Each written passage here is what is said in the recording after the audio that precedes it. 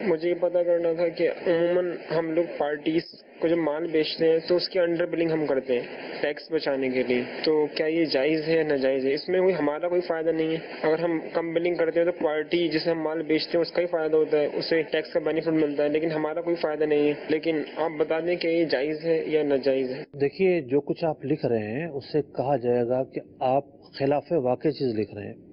ایک ڈیل ہوئی ہے مثال کے طور پر 10,000 کی آپ نے لکھی ہے 5,000 کی، تو یہ جھوٹ لکھنا تو پایا گیا۔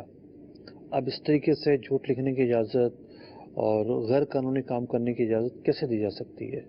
اس سے تو منع ہی کیا جائے گا، ایسا کرنا درست نہیں ہے۔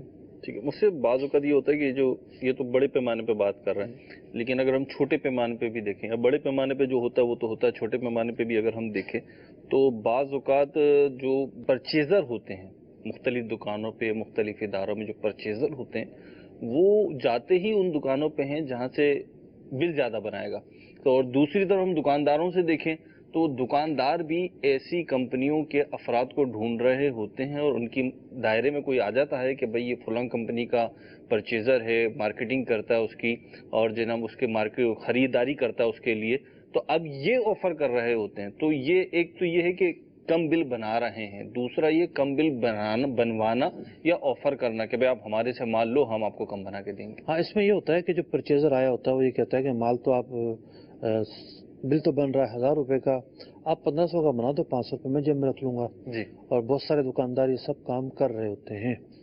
یہاں تو دیکھیں رشوت کا دینا پایا گیا ہے، پچھلے سوال کے مقابلے میں یہ بہت سخت ہے۔ ٹھیک ہے، اس میں اس کو رشوت کے طور پر رقم دی جا رہی ہے، ٹھیک، پھر جو اس کا مالک ہے اس مالک کو نقصان پہنچایا جا رہا ہے۔ ٹھیک، یعنی حق العبد کا معاملہ یہاں پر موجود ہے، ٹھیک۔ اور مالک کو یہ نقصان پہنچانا، ضرر پہنچانا، ایذا پہنچانا، یہ کیسے جائز ہو سکتا ہے؟